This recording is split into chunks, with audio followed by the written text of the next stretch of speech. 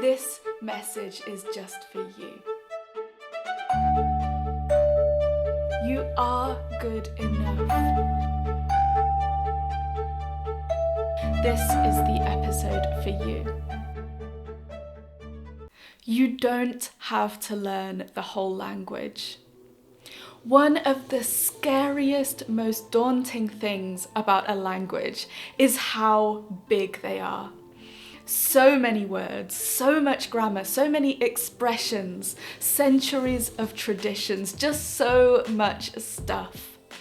Languages can feel infinite and limitless, and our time is, well, finite and limited, and our language learning time is even more finite and limited than that. There will always be more things to learn and more skills that you can develop in your new language. And everything that you do will uncover more things. In short, you are always going to feel like you could be doing more. But the reality is, we are all in the same boat. Native speakers don't even learn their whole first language. As soon as you put a native speaker of any language into a new world of vocabulary, or a new lexical or semantic field, as we'd call it, you put them into a pottery class, you enter them into a series of physics lectures, or they shadow someone in a hospital for a day, and there will be a whole array of words and phrases that they've never heard before, that they're being exposed to for the first time. Learning a whole language feels like an impossible task because it is an impossible task. And that's a good thing, because it means you don't have to try. You can immediately take off the pressure to master it all. You don't need to be overwhelmed by the enormity of it, because all of it is not what you're aiming for. And because right from the start, language learners, whether you're a formal student or not, you get to make choices. You get to decide what's important to you and what's worthy of your energy. And once we accept the fact that we're definitely not going to do it all, it allows us to decide where we want to put our time and effort with a lot more confidence. Because you know your goals better than anyone.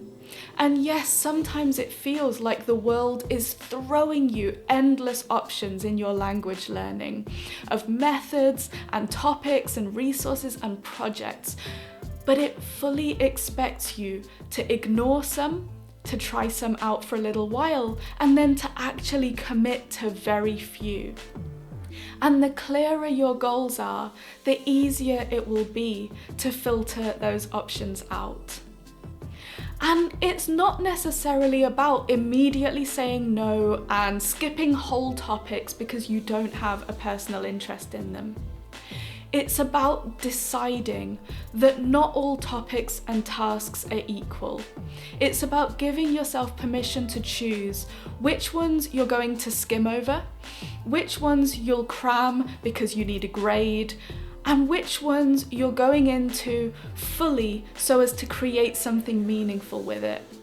It's about making deliberate choices about what's actually going to help you towards your own goals, about deciding what needs breadth and what needs depth. And that gives us permission to decide that some things we're going to completely ignore for now. Some things we're going to put on the back burner. Some things we're going to ignore forever, and some things we're going to go all in on. But the thing is, it's just so much easier to focus on what we are doing when we're not being distracted by what we aren't doing. And I know that languages can feel really daunting, but pace yourself. Focus on the next step, the one that's right in front of you. And when you look back in a few months, a year, a few years, you'll be amazed at how much progress you've made. What you're doing really is worth the effort. And while you're there, I would be so grateful if you could tell another language learner that you know about the Language Confidence Project.